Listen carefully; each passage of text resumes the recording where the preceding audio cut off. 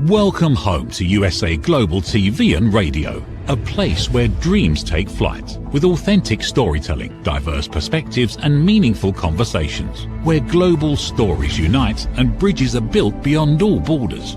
Discover world-class education, entertainment, hope and inspiration. Together, we're building bridges worldwide. Subscribe to our channel, USA Global TV. Download our app, USA Global TV. Be our guest or join our team. Visit usaglobaltv.com. Thanks to our founder and executive producer, Dr. Jacalyn Kerbeck. Music score by Yeffy Tang from Cloud Road Music. Voiceover artist Mike Porter. Creative direction by Paul Garcia. USA Global TV and Radio. Your home for global connection. All rights reserved. This video and its contents are the exclusive property of USA Global TV and Radio. Unauthorized use, duplication or redistribution in any form is strictly prohibited.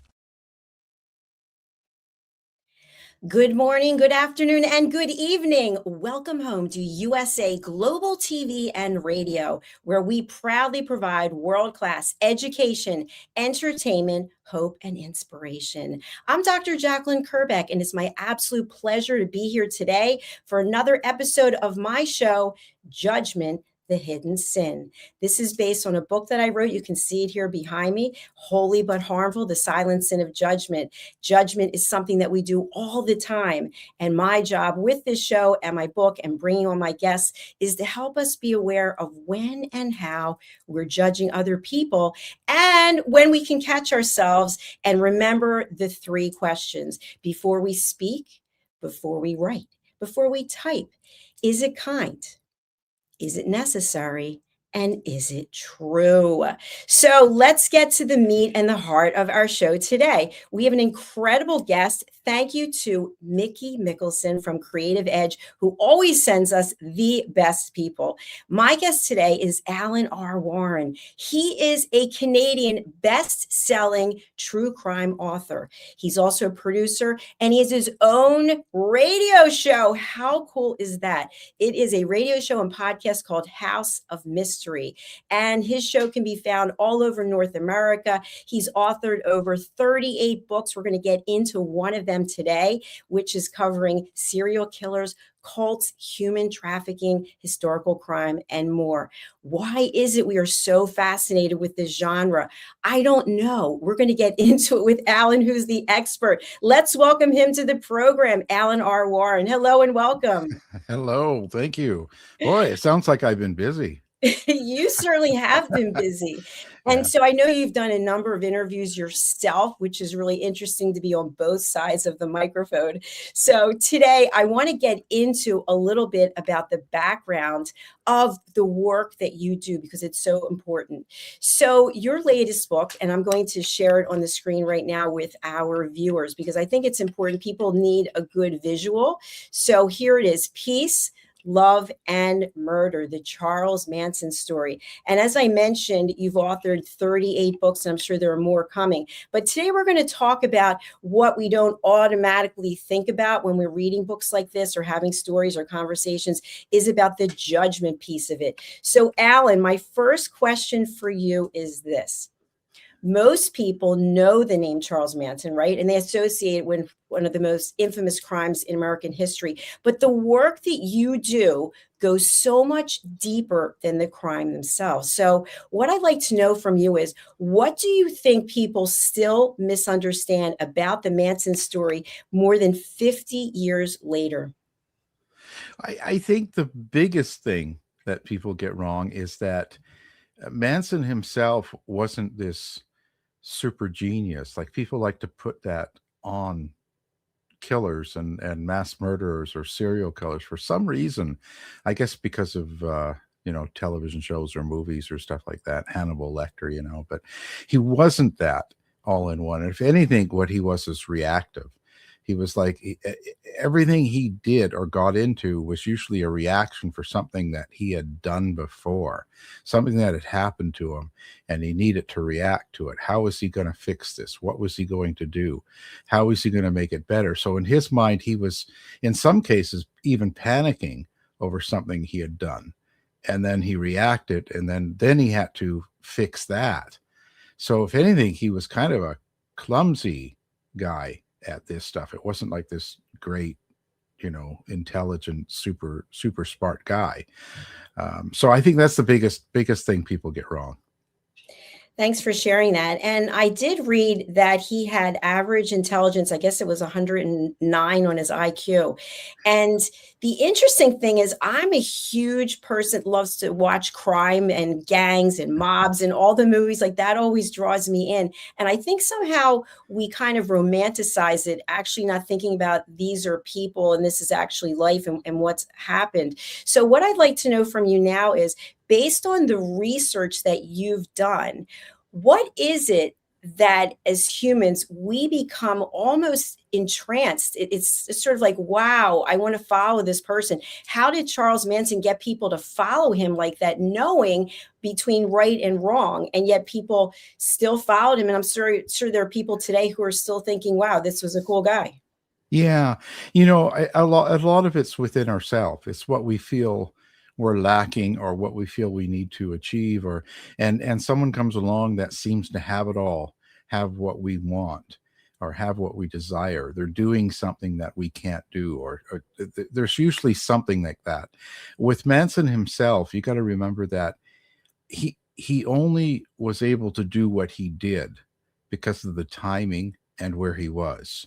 Like, his way of luring or getting people to follow him, so to speak, or be totally into him, was mainly because of his attention. He knew that so many of the young teens, 14, 15-year-olds at the time, were into the hippie movement, running away from home, or even the parents giving them away or dropping them off at communes and letting kids be free, and Woodstock and marijuana. That whole thing was really a part of a lifestyle.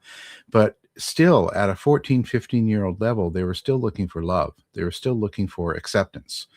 And I think he knew how to do that really well in those conditions. The way of meeting a girl and spending particularly intensive time with them, eye-to-eye contact, letting nothing else take his focus away from that girl. So that was really the attention they were looking for, and he understood that. That was one thing he knew well. But again, without it being 1965 or in that area, and being in San Francisco and that area with everything that was going on, it wouldn't have worked the same. It had to be there. So it's so much of it is to do with the timing, and why people look for this or do this. I think it's also timing as well. What's going on in the world, what's going on with our family around us and stuff. So much of that intertwines. So you can't just say one particular thing. It's just a group of things. It sounds like it was the perfect storm. And situations like this continue to occur, but in different forms. And so if we look at what's going on in the world today, or we look at a number of criminal cases where it was financial or otherwise, there's usually someone at the forefront who is the face of that organization or that movement, and they have a lot of charisma or charm. There's something about them that lures people in. So based on what you were just sharing, sometimes we are going through a lot of things in our own life. We might feel broken or empty or alone. And then we meet this charismatic person who makes us feel like we're the only person in the world. And then we sort of blindly follow. What are your thoughts on that? Yeah, and that he did that perfectly, and people still do it today. You're right. It's just done in a different way. It's done to the setting. It's done to what's going on around the world, or in your country, or even in your state, or whatever's going on. And so we're looking for that comfort. We're sort of looking for acceptance. The younger we are, the more we are. And with him, he was able to understand that. Maybe it's because a lot of it he had himself. A lot of his own discomfort came from his young family life and came from his prison time when he was young. And he was dealing with that. And in prison, in fact, he learned a lot about, different things, from different religions, different faiths. And he cherry picked the best parts of each to use in his own sort of sermons or speeches to his family and stuff like that. So he was working that. For him, it was his life. Okay, so it wasn't just, especially at the beginning, it wasn't like an idea of he's going to get a family and they're going to do all these murders and stuff. In his mind at that time, this was the way he was meant to be, and that kind of grew into him becoming, God's son or Jesus and stuff. He started getting into this sort of putting himself in a place above, and that. But that was further down the line. Thank you for sharing that, Alan. I think something that also comes to mind is, I know for myself, I'm a peace ambassador. I'm very compassionate and empathetic and always want to give someone another chance. And so with Manson, even though he had committed a number of crimes and he was in and out of jail, and his mother had her situations, and then his ex-wives, etc., people still forgave him. They still thought, okay, in my mind, I'm thinking they thought there must be some part of him that's good. And maybe that's not what it was at all. Maybe it was more about them. But my question for you is, how do we know when enough is enough and we can't blindly follow someone and say, you know what? I see this body of work that you have, and I'm going to choose to take a pass and not get engaged, as opposed to, hey, let me see if I can help this person, straighten them out, fix them. Yeah, that's a tough one, right? Because usually when we're in that position, if we're in that place where we are following someone, and as you say, kind of more blindly, and so it gets to the point where we only see the good or we ignore the bad or whatever the case, it's really tough for us to say, oh, well, maybe this is wrong or that's enough. You have to have that experience in you to do that. And it's hard to believe in ourselves that we've made the mistake, that we've chosen the wrong person or persons, depending on the situation, and that's just something that we don't do easily. We don't, like, what's the old saying? We want to know the truth, but only to a certain limit, right? There's only a certain amount of truth that we want to take in at a time. And so if you ended up dedicating a lot of your life and doing things like giving up family members, friends, your life, so to speak, as it was, to go with someone and to follow them, like in this particular case, it's really hard to pull out. I mean, you hear about it with relationships too. People get in relationships, and once it goes far enough, it becomes very difficult for them to leave that situation, even if at times they know it's not right, or there's a problem, or it's even wrong and they should get out. They'll stay with it because it seems to be easier that way than confronting. I guess it's confronting that danger that could be. It's hard to say in that particular time. Absolutely. It reminds me of a saying that one of my relatives used to share, which is, the devil is better than the one you don't know. So it's kind of like, don't stir the pot, let everything stay as it is. So this show is about judgment. And part of what I do is to teach people not to call people names, not to label people. Yet the term monster has been a label for Manson for a very long time. So I'm kind of struggling with, how do we not label based on the behavior that we see? What is the behavior of a monster, so to speak, as opposed to someone who really needed help, or maybe never got the love that they needed, or never felt supportive, came from a broken home, et cetera, et cetera? Well, I think it's a combination of both. I think that, you're right. This Charles Manson is in all particular cases. He had a terrible childhood. He needed help earlier, and he needed support and some sort of family around him, and he didn't have that, and he managed to deal with things as he could, the best he could. Everything was just sort of done as it was. So he was in a bad situation, and I think to call him names and stuff, or call him he's a monster, he's this and that, I think that's a normal reaction, because we're sort of letting off the stress. We're kind of it's awful how far it went and what he did. And so when we look at that, we think of them as something awful, and it's just easier that way. I'm not as having a problem with that. I think that that's sort of us dealing with that case. I think the problem comes when we're in the middle, where it didn't really affect us directly, but yet we're still calling him or even others or other people names, and we sort of get lash out or anger. I'd say almost 9 times out of 10, when someone calls someone else a name and someone calls other people down, and they're saying bad things or judging, as you would say, it's usually something within themselves that's causing that, or the type of day they're having, or what's going on. It's like when you look at a review on a book or you look at something, sometimes you'll see something that has nothing to do with what they're reviewing or what they're saying. It's to do with what's going on in their life. So a lot of that judgment, name calling and stuff is a way of letting out maybe angst, stress, who knows? It's just letting it out, and we're putting it in a place that we think deserves that name. So I think, that's probably it. I love that comment. That is so on point.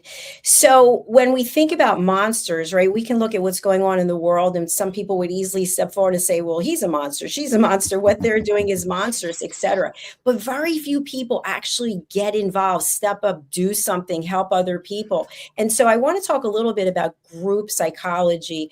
I remember there was a TV show on, and I don't know the title, but it was basically they had a group of actors do something in a public venue, and then people would just start following along and doing the same thing, because we get in this mindset, oh, let's follow the masses. So what do you think it is in this case with Manson that the followers actually got on board and did his dirty work for him? Well, you're right. There's that group mentality, right? So you get a group of people, and they act a certain way, and you join that group or you're part of that group. You sort of follow along, or you don't stay in the group, you leave right away. But what happens is they get in the group, everyone's talking and acting the same way, and then so you follow along, you just go with it. Some of the followers I talked to just went along with it because that's just, they didn't know what else to do. It's kind of a cop out in a way, but it's what people do every single day. You see it online with the groups, and social media and groups, how a group would sort of take a direction and talking about a person or a subject or a group, and people jump along and just go along. I guess it's kind of a camaraderie. It's just some sort of like you belong, and you're doing it, and you're part of the whole thing. Not too many people look at it from an outside point of view when they're within the group, right? So, and how Manson did it was, how do you say, he sort of told them things every single day, and made them actually act out in sessions. So, when he thought the Black Panthers were after him in the group, he started making people take 24/7 guard around, the ranch. That's all they did. And so he had them act and react as if it were true. And when people are going through the physical motions, it helps them, it reinforces the believing of what they're being told. So he would make them act out things and do things, which made it even more real. And after a period of time, they start to believe it because they're living it. Absolutely. That makes perfect sense. And I think all of us want to feel that we're needed, Right. that someone cares, that we're making a difference. And I think that can be some kind of manipulation at times, but many times we're open to it because we feel like we have no value and we don't belong anywhere. So I want to switch a little bit to your writing, if that's okay with you. Oh, sure. So you have written about a number of crimes and cults, etc. Have you, as a writer, ever felt that you were judged because of the genres in which you were writing?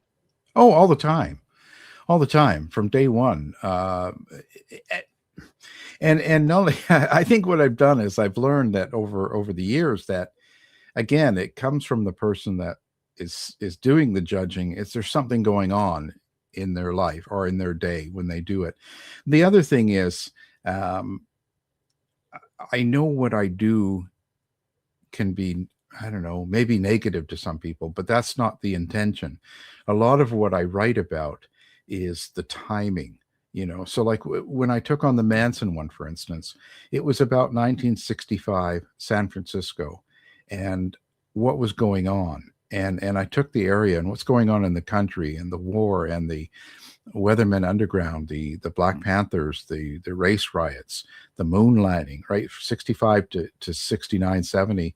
I was going with the whole timing. So I write a book about the time and the place.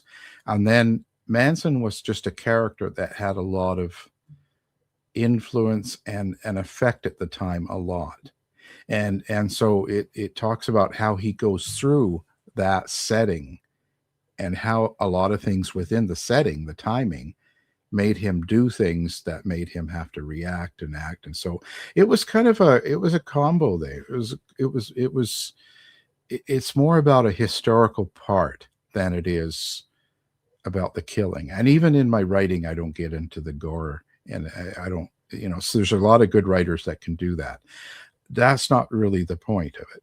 The point of it is more about the whole subject of what's going on in the timing.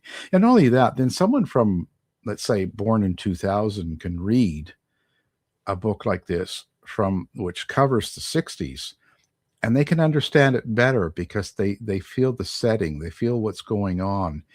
And from that, then they understand more why people live a certain way, act, react. It's so important to cover all of that. You can't just talk about Manson without the whole setting, the whole timing. Otherwise, you don't get a lot of it. A lot of it is missed, and it's more about how we act and react and how we live in these situations. Thank you, Alan. A question I have is, and this is just from my own experience as a coach, when I first started coaching people and people would tell me their stories, I would start crying. I'd be like, ah! And then I thought, okay, I'm not serving any value whatsoever because I'm getting so emotionally involved. So how is it that you've written these 38 books and you've been able to keep your emotions at bay and not been drawn into it? And it sounds like the one aspect is you don't go into the gore of it, but still, if you were writing a bunch of children's books about Susie skipping down the lane, that might have a different impact on you than writing these books. What are your thoughts?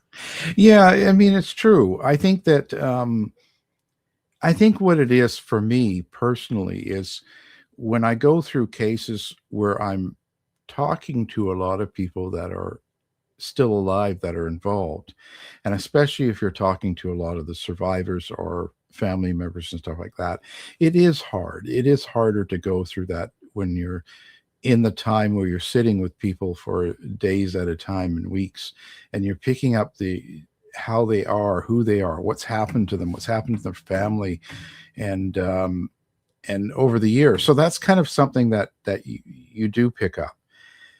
But I don't mind that as much. I don't mind being drawn into feeling because it helps me understand better. I think what it is you got to take care of yourself too, and on the outside of it. So when that's going on, a lot of times, I have my dogs. I have dog rescue, and I'm hanging out with the dogs because it brings me back to today, to now, to the moment, and so much of that is what I need in order to get on to the next subject and stuff like that. And so that's the hardest part when you deal with killers or bad people themselves. I don't find that particularly hard, and some people find that strange, but I don't. You meet someone and they've done a lot of bad things, and you're in a prison and you're talking. I don't know. I'm not really uncomfortable with that. If anything, I think I picked up that most of the people I've met, you find that they're just normal people. Well, except for what they did wrong, but they're like, if you just had met them in a supermarket or if you met them on the street or at a bus stop, you wouldn't think anything different. They would fit right in. And I think that's kind of the most bizarre thing about meeting the bad guy, so that's kind of where that is. So again, that one doesn't stay with me the same as dealing with, or talking with survivors or people that have been hurt by the crime. Yes, it sounds like there has to be certain boundaries that are there, and then you have to do your own self-care so you can let it go. Yes, yeah, you have to. It's important to take care of yourself, and that's kind of a thing that a lot of us don't do. Even myself, at times, you forget or you miss it, and you're getting involved in something, and the time goes by, and you don't realize that. Oh, I need to stop here. I need to relax and go for a walk with the dogs. Go hang out and just go do something away from it. I call it real life because they do. They take you back to real life, no matter what you see about yourself online or in social media and groups, and people will say good and bad things all the time. And you can just sort of, it just takes you back to now, here and now, because that's what we have that's important, is the moment. And to make those moments, the more good moments we make for ourselves, the better it is that we deal with the harder moments, I think. I agree with you. Yeah. Alan, I remember when I was doing one of my first interviews at an actual television station, the guest had been booked in. I didn't know who it was. I just got some information quickly before we went on. And it turns out that he had just gotten out of prison. He was convicted of murder. Oh. And I remember when I was reading through this sheet before I started interviewing him, I felt this feeling of absolute terror and panic that, oh my gosh, I don't know what's going to happen. And what does this mean? I immediately judged him. And Yeah. I realized that today.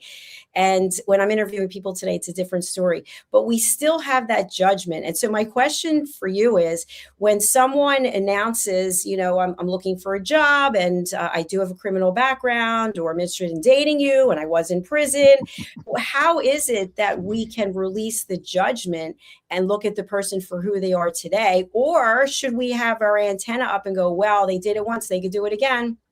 Well, geez, that's a tough one. I think that we have to be somewhat have our antenna up and be a little bit aware of who we're interacting with and who we're going out with and who we're meeting and stuff like that. So I think that's okay. But when you automatically go into a mode where you're judging, you see someone, oh well, and we're lazy and we group them, they're this, they're that. We have to stop when that happens and think why we just did that, or why we said that, and kind of try to understand why we do that. Again, it's kind of a common thing, and it's something we do all the time. You see, it's that group thing. We get up in the morning and, oh yeah, this and that, and then we get online, you're on social media, and they're talking about this. Yeah, well, they're this and they're that. We kind of get into that habit of doing it several times a day in every aspect of our life. Everything that we're doing, we're just, you go through the drive-through to get a coffee, and it's, or the order's wrong. Yeah, well, like we want to have that, and we just get into that habit. We've got to stop.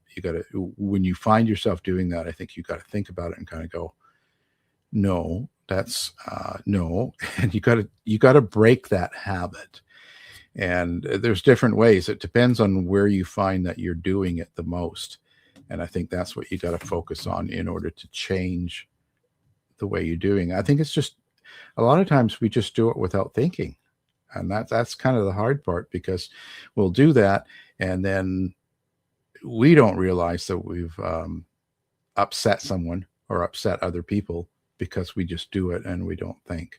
And coming from the generations, like even me, Gen X, and you get into the baby boomers, things were pretty wild in our childhood. People just said all sorts of things and made all sorts of statements and judgments without even giving it a second thought. It was common.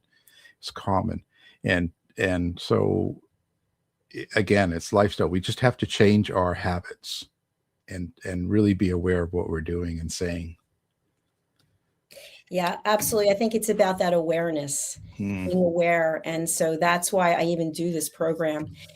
Alan, I'd love to hear about your work as an international radio show host and podcast host. I find that so fascinating. Tell us about your show, House of Mystery. Well, House of Mystery, it really started out of an accident on a Phoenix station, and at 6:30 in the morning on a Saturday, and it was more about a response to mystery. What's a mystery? As in, it could be anything. It could be from ghosts to a JFK assassination to whatever it is, just a mystery, something that there's people have a lot of questions about, and interviewing people that were involved in the situation, whether they, the flat earth, or, they're part of NASA and stuff. And so it started out that way, and it's developed over 15 years into a show more the mystery of writing and art. So we've kind of we've gone through and we've transferred into people that create things and how their life is and what they do to create them, and what's important to them, and stuff like that. So it's become a mystery of art. How's that? So it's a lot more subtle of a show, no judgment. Well, you are truly creative, and I'd love to have you share with our audience some of the realities that you have experienced being a radio show host, because things happen when you're doing interviews. And I know, and people might not know this, there's no script. You have no idea what I'm going to ask you. I don't know what I'm going to ask you. It's just a natural flow. But things happen. I remember one time I knocked my computer off, was pointing toward the ceiling. So can you share with us anything that was unexpected, whether it was good or bad, that happened during the last 15 years of this work? Oh God, all sorts of things happen, especially if you're live and you're sitting with someone in a studio or something, right? It's crazy. I've had people get into a fight with I've had all sorts of stuff with each other, and but most of it's really good overall. Some of the things I could share, but I don't know if I should. But you talk about judgment. I've been on with, we've had people that do TV shows that have all of a sudden come out and started saying stuff about groups of people and stuff when you're on the news break or something, and you're like really feeling awkward and stuff like that. Or people like F. Lee Bailey, the lawyer, scared me. I mean, because I was supposed to, we're supposed to interview him, and all of a sudden, about an hour or so before the show, my cell phone rings, and it's him. And he's like, Al Warren, yes, this is Lee Bailey. You're going to interview me. You see the number? Call me when you're ready. And then he hangs up. I was terrified, because I was I was fairly new. And all of a sudden there's this like guy, and how'd he get my number? And he's calling me, and it's like, and he's so serious. And then he just hangs up. And I was scared, like the guy, things like that. You either learn to go with it, or it stresses you out and you leave, right? But I think what it was I was lucky enough to be producing other people's shows before this.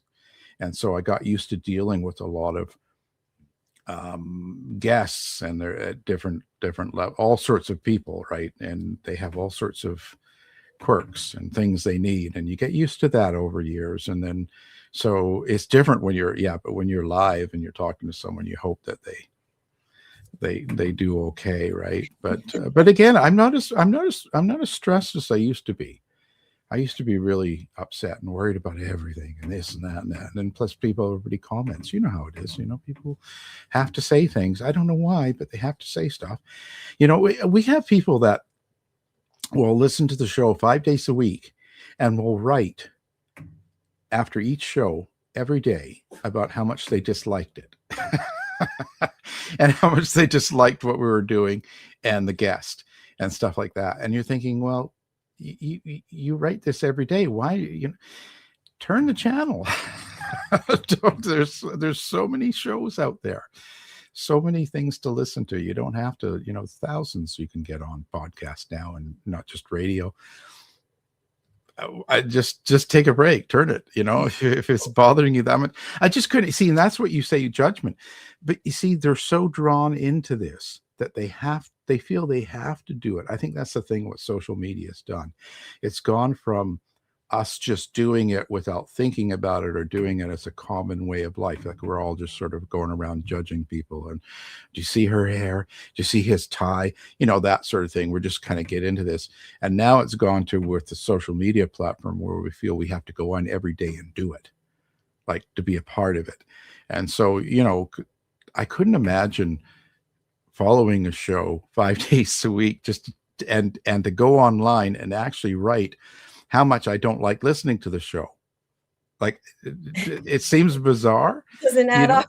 Yeah, it's like, okay, then turn the channel. Okay, there's a lot of other places to listen to shows, right? You don't have to stay. And it's like, why are you taking all this time? Just, you're and they listen too, because they'll even talk about the guests. So they've listened to the show, and they'll tell you how much they dislike it and all that. And it's like, wow, okay. You're investing a lot of time just to be negative. And I think that's where it's gone with social media, unfortunately, because it's such a good tool.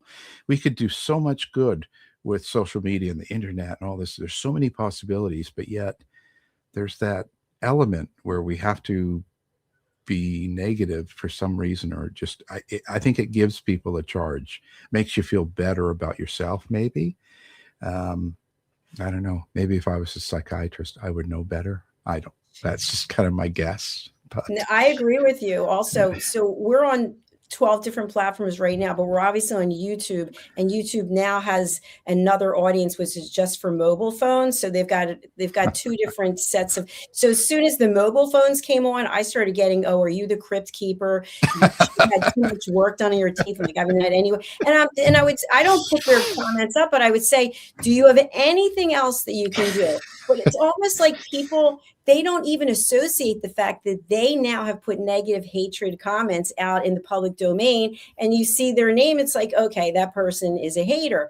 But yeah, they could take that time and do something constructive with it, helping other people, but yet they don't see it like that. So no, that brings no. me to my next question for you. And I wish we had hours, because I have so many things to ask you. But the world is going through a lot of things. And if my Yeah. parents were still alive, they would say, you know what, it's something different. It looks different, but there's always chaos.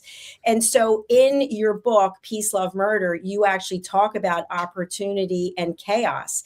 And so do situations where, we're in a war and we've got an administration that people hate or they love, or whatever the case may be, people are filled with hatred on social media. Are these conditions where a Manson type situation could develop again? Oh, totally. Totally. I think that a lot of the things that are going on today, because I do a lot of history, I'm reading a lot of papers and things from the 50s and 60s and 70s.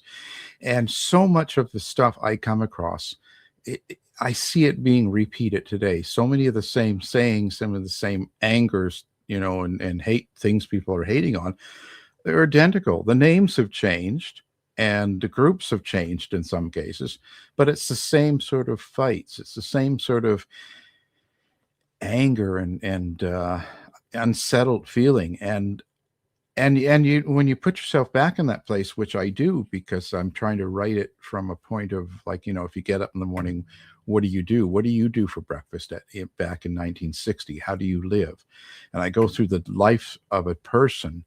So you start putting it, and what they were going through at that time must have been just as scary as what is going on to us now. It's equivalent to the time. So I think that these things are part of what humans do. It's not an excuse, and in a way, it's not a resolution, but it's just something that we go through. And as each generation comes out, they deal with these problems over and over again, and sometimes they deal with it in a more positive, constructive way, and sometimes it's real negative. I think the problem is today, it reminds me of McCarthyism era, where there's a lot of negativity. A lot of people are angry and unsettled, and they take it out on the easiest thing for them, the easiest that, the worst problem today, the one thing that is different today, is the ability to communicate with the internet and social media. So there's a lot of conspiracy and a lot of made up stuff that goes around that people buy into, and that makes it worse, because then you're not dealing with a group of people that have the same reality anymore, not the same truth. And so that's really a hard thing. And I don't know, I think we'll just work through this. I think it'll be just like it was before, but I think we got to change our focus into something more positive. Instead of looking at a negative thing that happens, what's good about today? Like if you get up and you go looking, what's great about, geez, it's a nice day. I've got this, I've got that. Start looking at the things that we have and the positive things. It's not that the problems aren't there, but look at it from a positive point. Look at it from what we can achieve and what we have rather than what we're losing, or, oh my God, you're at a war. War is terrible.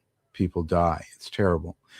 But what can we do in our own lives to be positive around each other? Because, one thing leads to another. If we've got to be nice to each other, nice to ourselves and to each other. And it's not easy, but that's what we have to start doing. And then hopefully it spreads, sound all kumbaya, but you know what I mean? You just got to go in the right direction. Well, we've got to go in the right direction. We've got to start looking toward the good things and building off of that, right? Because it doesn't change. If we see something and go, well, oh, I hate that, or hate, especially politics, they hate this party, or hate this, I hate that. It's like, well, our media, man, we sure got slaughtered the last little while, right? With stuff like, it's all fake and it's all bad and stuff like. It's like, well, no, I know a lot of people work for a lot of different networks, and they're just normal people. They go to work, they come back home, they see their wives and kids, and all of a sudden they're the bad guy. They're working for somebody, and they're CIAs, or you're getting paid, and it's like, no, they're just doing what they do. And there's good and bad media people, and there's people that take it serious, do a good job, do research and check out things, sources, and there's ones that don't, right? That's just, you got to start holding people accountable, particular people, rather than just groups. I think that's the first thing. This lazy, it's so much easier just to take a whole group and say, oh, they're all bad, and that's kind of the wrong way to go about. We got to be more positive and helpful with each other rather than negative. So totally agree. Alan, do you have about another 10 minutes? Let's see. Yeah. Okay. I'm just drinking coffee. So, so what I'm thinking of is, I'm a huge reality TV person. I don't have any cable. I only watch reality TV shows. And I think about Traitor. I think about Survivor. I think about Is Love Really Blind? And I could go on and on and on. And part of the premise is gameplay. And the gameplay is to make as many friends as possible, to manipulate people so that they want to follow you, so they don't vote you out, so they pick you, or that you are the ultimate liar and get the money at the end. So my whole point in this is, as a society, these shows are more and more popular. And basically the behavior that's being rewarded is not, let's have world peace, let's find inner peace. It's like, let's manipulate each other so that I can crawl and step on top of you so I can get the money. And even in Love is Blind, which I'm a big follower of that, you can tell the same story to 3 different people. Oh, I really care about you. I really love you. I think I'm going to pick you. You're my number one. So what is this telling us about society when the reward is not something that will benefit all of us, but it is typically something monetary, or maybe it's a relationship through a wall that I can still be attracted to, even though I can't see you. And then I see you and I go, sorry, but not sorry, not attracted to you. Yeah. Well, again, geez, I'm embarrassed. One of our co-hosts, our True Crime co-host, was on Traitor on season 2. So I don't know. I think it's the quick reward. I think it's the instant gratification of being in the spotlight, and then even if it's doing something wrong, and it's you get more praise from public by putting someone down than you do putting someone being positive. You put a positive thing on social media. Look at, this is great. Look at, I love this. And this is great. This guy's doing this and he's helping this. And you get 1 or 2 likes, right? You put something up like, oh, look at this guy, he can't drive, or he's doing this. Look at this, he fell down, right? All of a sudden 200 people like it, and they laugh at it and make fun of him and say things about this person. And it's like, holy cow. I don't know what it is. I don't know why we do this. There's a natural instinct to do that. Just like when we're writing, I'm writing about people that do bad things and killers and stuff. And there's this natural, we want to root for the bad guy. I don't know why. I don't know where that comes from. Perhaps because we always looked at the government or the people as you know, the I you know, it's really hard to say, you know, if we looked at them as the bad guy. Look at how many people idolize gangsters, you know, from 100 years ago, you know, and Al Capone and all these Bonnie and Clyde, all these people that did some really awful things, but we make movies of them, we glorify them, and we think they're awesome. It's like, well, why? What did they do? They stole stuff. They shot people. They were mean. They were rude. What? Why is that a thing that you idolize? Because why do we want that? Like, why do we think, oh, this is great? You know, and it's so hard, you know, and even when you write negative, you know, like about negative stories, like this book, like Manson, or like any of the ones I've done, you try to. I spend so much time with the survivors and the people that dealt with it and went on, but people still want the Manson. You know, it's all about him. It's not about the survivors. It's his name that they're carrying on and talking about. And look how badly, you know, in that particular case, look how badly they treated Tate and Polanski. My God, you know, like him, he was after 9 months, he was devastated. And when you talk to him, he was so frustrated because as soon as the killings happened, all the papers, the big papers too, these are the major ones, they were reporting that the Tate household was you know, it was just like a big an orgy, and they were sacrificing goats and they were doing drugs, and it was a drug deal gone bad, and it was all this stuff, and you're like, what? That's crazy. And there was nothing to that, and it was so strong in the media for the first 6-7 months, really, that even the two different police departments that were covering the different murders, still didn't and refused to assign them to the same killer. They refused to put it together because they really believed in that. And I guess we'd rather see these famous celebrities be something bad, and then we can talk about them because it makes us feel better.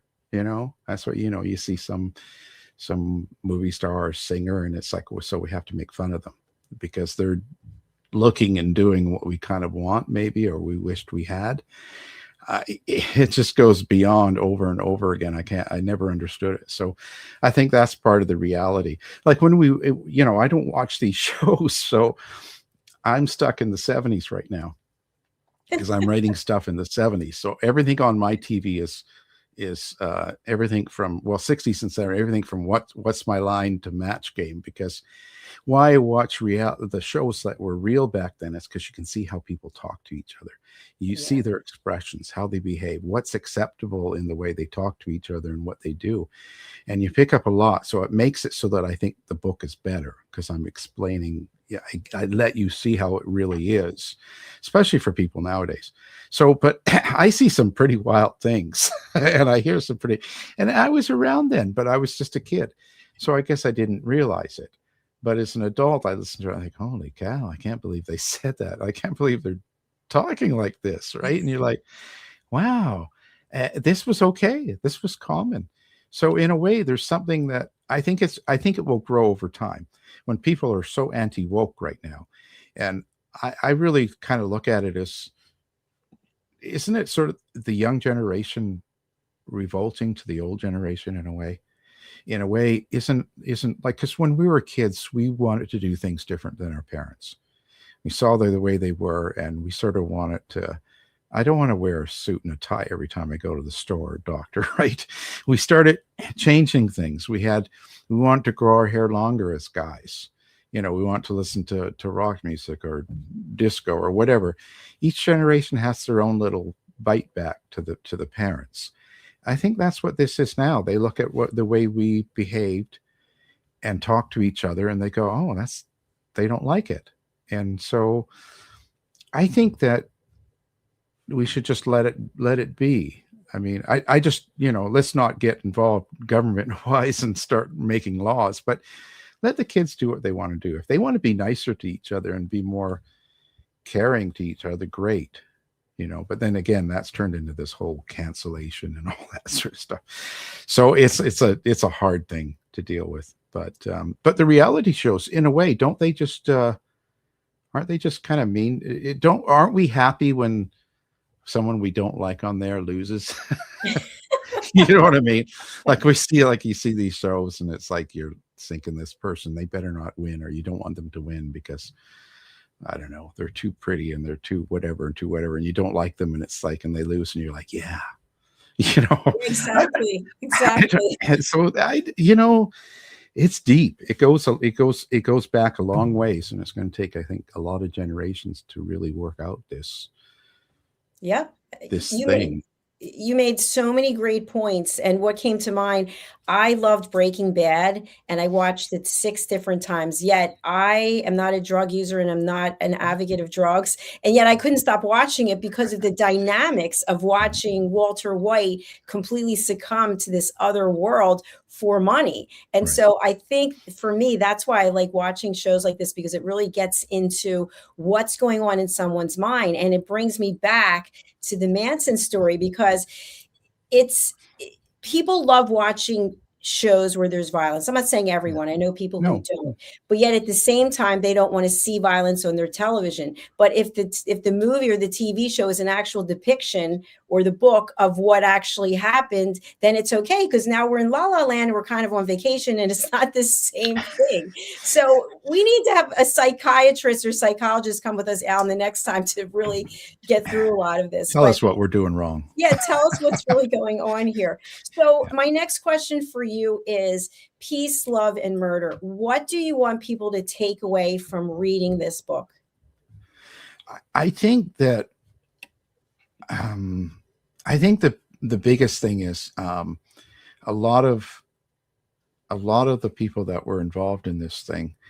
I think it's just learning lifestyle. It's learning how people. That's sort of why I have sections with a lot of the different followers or people that were part of the family, and it's just understanding their life, where they came from, and how they're all just average people, just people living their life, and how 1 or 2 decisions took them into this situation.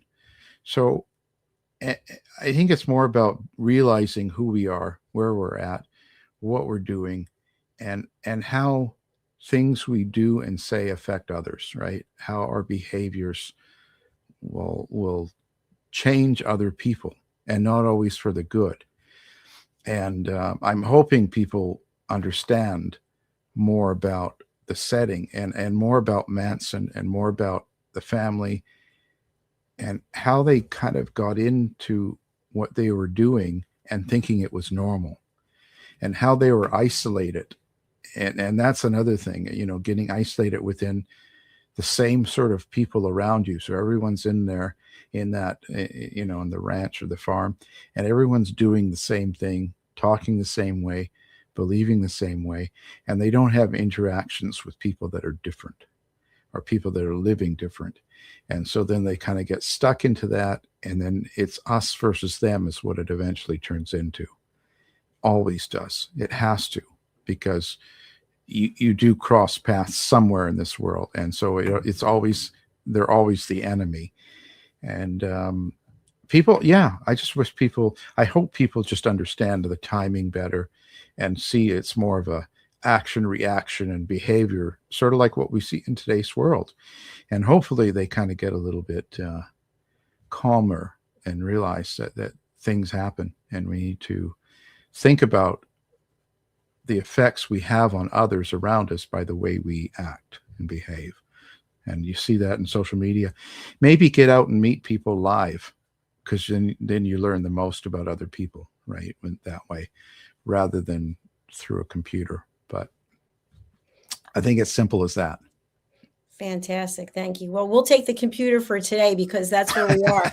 And for people who will be able to watch this at a later point, it will be turned into a podcast on the podcast platforms. We are showing your website right now, and we are showing the covers of your books. So what would you like people to know overall about you as an author, and why they should purchase your books? Why not? No, as an author, I don't listen. If you like a book about, again, like I really take it from a historical point of view and write about how the time, the setting. If you really want to learn about a timing in a certain place, like they see that Beyond Suspicion, Russell Williams, it was a Canadian killer that he was in the military and stuff. Just learn about a situation, and they're not gory and they're not real mean witting or anything like that. And I don't make judgments. It's more about, this is what's going on. This is how the country is, the world is. These are what people are doing. This is how someone lives. These are the things going on. And then you can kind of get a better feeling for, let's say, the negative or the bad characters, and maybe kind of see how things turn into bad crimes. And I guess I'm trying to say that I'm not necessarily blaming one particular person. It's not cut and dry, these cases. It's not just, oh, this is it, bad guy, a psycho, he goes out and does this. It's more about there's a whole community, there's a whole lot of things going on, and something happens. And so why does that happen? And what's going on in that community?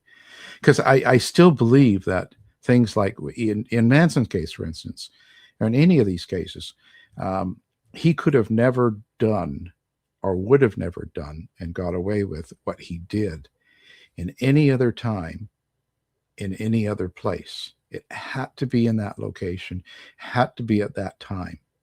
And you can even, to verify, you can even compare to things that are happening today and the people. Things wouldn't be going the way they were without the setting of our social media, of COVID, all that. There's so many things that happen that happened, and without them, we wouldn't be having the same issues. Like it affects the way we behave so much, and how we act and react to others. But that's kind of the streamline to our lifestyle is through that, the setting. So I think if you want a good setting book, a good timing book, then that's why you buy my book. Plus, I need to buy hats because I'm losing my hair, right? Alan, what's next for you? Any new book projects coming up? Any book signings? Well, actually, what I've got is there's a book in a publisher right now about cults. Again, I know it's positive, but it's a little bit more detailed in some of the cults than I've done before. It goes a little further, and then I've got a whole stream of mystery fiction books coming out at the end of the year, near the end of the year, and so we'll see where that goes, but that's about it. I think I've got enough going. It sounds like it. And how can people listen to your radio show, and who's a good guest for you if you're actually taking guests? Well, AlanRwarren.com you can go to, and then you'll see House of Mystery. Click on that, or you could just type in House of Mystery. I think houseofmysteryradio.com is another one that goes to. You know what? A good guest is anybody that wants to talk. And we have a good variety. We'll have writers that are first-time books, first time doing any sort of art or directing or their own film. And then we have experienced guests too. We've had James Patterson and Dean Koontz, but at the same time, again, we'll have a brand new writer the next day. So we go all across the board. It doesn't matter about that. It just more matters about how, about who you are and what you're trying to do and stuff like that. So I think that's the best way to say it. So anybody, and you can listen to it by, like I said, the website, or you can go to the different stations that are listed on the website and listen to it at the times. Or the podcasts are up everywhere and on all platforms, and they're all listed on the website as well. So if you have a certain platform or something that you'd like to listen to, I think it's about everywhere nowadays, Thank you so much. And if you're looking for a gift, Alan's got these great box sets. So you can go over to his website, Alan R. Warren, WARREN.com. I've really enjoyed this. Thank you so much for being here today and for staying extra. I really enjoyed our conversation. Well, I appreciate taking the time and you having me on. That's great. Thank you. Thank you so much. Well, please do come back and see us on another one of our shows. And in the meantime, I wish you continued success. You too. Thank you. Bye for now. Bye now. Thank you, everyone. Again, please do go ahead and go over to Alan's website. I'm putting it up again. It's Alan R. Warren, WARREN.com. Lots of great content and information about the books, about the radio shows. So please don't wait. If you don't go over there and take a look, you're not going to know what's there. All right. I am going to just share with you. I am the author of this book, Holy But Harmful, The Silent Sin of Judgment. And in here, there are 100 statements that we make very commonly about other people, and we don't even think about it. So I'm going to just read a few of them and see if any of them resonate with you. And that's the whole purpose of doing this show, is that we bring awareness about judging others. We do it all the time. I do it, you do it. And so again, I ask you to think before you speak. Is what you're about to say, is what you're about to post, is what you're about to write, is it kind? Is it necessary? And is it true? And if it's not those three things, think again. Okay, here we go. No wonder he left her. If only she kept her mouth shut and lost weight. Okay, that is a very judgmental statement. And some of you might be laughing, and it's actually not funny. It's very judgmental. Here's another one. They live like hoarders, labeling people. She's divorced twice, so she can't commit. He never went to college, so he can't be that smart. She's a teacher. She obviously couldn't make it in the corporate world. You kids have no idea what real hardship is. Gen Z is lazy. At her age, she should know better. Okay, I could go on and on. I only put 100 of them in here. So I wrote this book to bring awareness of how and when we are judging others and when we're being judged. And when we're being judged, what is it that we can do? So we always have a choice. Every day that we wake up, we have a choice. Are we going to engage, or do we choose not to engage? Are we going to step into the fire and keep the fire going? Or are we going to choose to walk away? So the choice is yours, but you can get this book as well as the workbook. You can get it anywhere where fine books are sold, in bookstores as well as Amazon. So thank you again for being here today, for watching. If you haven't done so yet, what are you waiting for? Please do subscribe to our channels, USA Global TV and Radio, and Dr. Jacalyn Kerbeck, where you can watch all of our shows. Our shows are in 3 different languages. We've got German, English, and French for some of our programs. And if you'd like to be a guest, you can go to our website, usaglobaltv.com/book your session. Okay, we're going to go over to our sponsors right now. Please take a look. Do you know anyone who has dementia? Are you experiencing memory loss? If so, you're not alone. My friend and one of our team members, Tracy Cram Perkins, has written an incredible book. Over 17,000 copies sold so far. And I know when my mother was going through dementia, this book and Tracy helped me beyond words. The help was priceless. So you can go ahead and watch this video and then order your own copy of the book, Dementia Home Care, before, during, and after. And please do share it with others. Thank you for watching, and thank you for subscribing. Goodbye for now. USA Global TV and Radio proudly presents Tracy Cram Perkins, a dementia caregiving survivor teaching how to balance care with peace of mind. #1 resource for dementia caregivers. It's the book Dementia Home Care, How to Prepare Before, During, and After. Over 17,000 copies sold of this must-have guide. And now a testimonial from Tracy Smith.